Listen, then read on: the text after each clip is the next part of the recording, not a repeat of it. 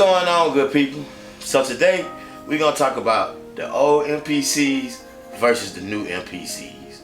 When I first started on the MPC, I was 12. I'll be 30 next month, so that's what, 18 years.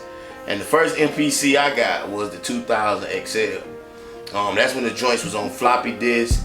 Mine wasn't blown out. I didn't have a SCSI drive or none of that, so I probably had about 10-second sample time to actually put the sample in there and chop some drums before the drum machine said insufficient memory, because you only had so much time and so much space to operate in that drum machine before they start talking about you ain't got no more memory and you can't do nothing.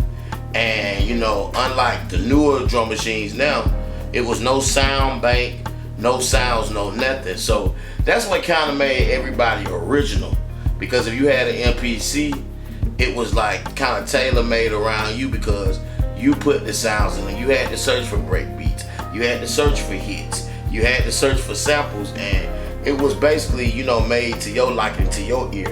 Whereas now, you know, everybody can just download kits. Akai gives you all these sounds now when they used to didn't. I mean, you know, the pros with the new ones is, you know, you can move faster, you can move sounds a lot quicker or what have you, but it takes away from the originality, in my opinion. I see a lot of people talking about, you know, the older drum machine hits harder than the new one. Of course it hits harder than the new one. The older ones was like, I think like 8-bit or 12-bit, and I think the new ones are like 24-bit. And then of course they got like all these digital converters and things in there, whereas the older ones, they were straight analog. And man, when you plugged them up, like, you could really feel the crunchiness of the snare just whop, you know, like hitting you right in your face. And then too, you gotta look at it like this: you're importing sounds from a USB drive, or like from when you download onto the drum machine. Whereas with the 2000, I actually had to, you know, sample those in like analog, like you had to record those in. So of course that's gonna hit harder than the digital, you know what I'm saying, than doing it digitally anyway. So it's like, if you want these machines to hit harder, you gotta go back and do it the older way. It's still not gonna hit as hard as like the 2000, and damn sure ain't gonna hit hard like the 3000. The 3000 is going. 3 and then the 4 or what have you. But I mean, you can still take those same, you know, steps that, you know, you used to do back then to kind of get yours to sound warmer or thicker. And then like me, like now what I've been doing lately, and I've been getting a different result, is I've been actually like dumping my drums in Pro Tools like the analog way. Like, I'm not hitting export or nothing. Like, this drum machine is coming from here and it's actually going into a board, and then in the board, you know, you EQing certain things, and you know, touching the kicks, touching the snares, you know, rounding the sound off. An OG friend of mine put me on that. I ain't gonna say his name because I don't know if he want me to, but I would say that shit makes a hell of a difference. Sound is way much warmer.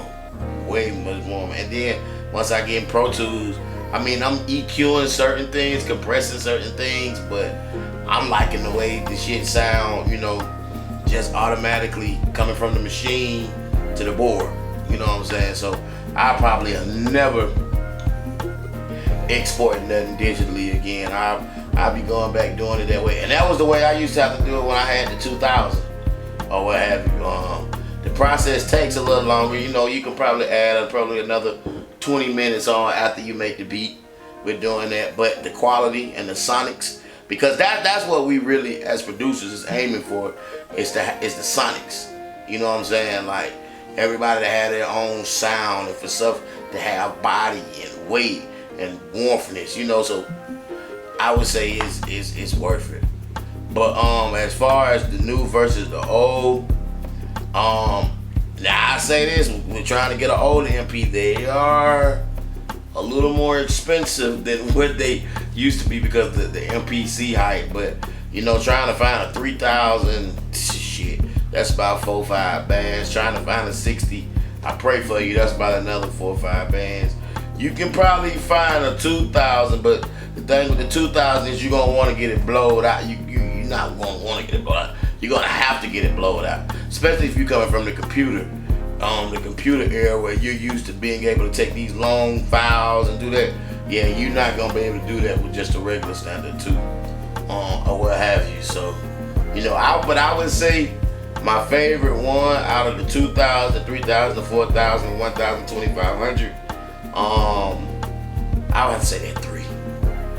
That 3, I've never owned a 3, but I had a friend that owned one, and it was just that swing and that knock.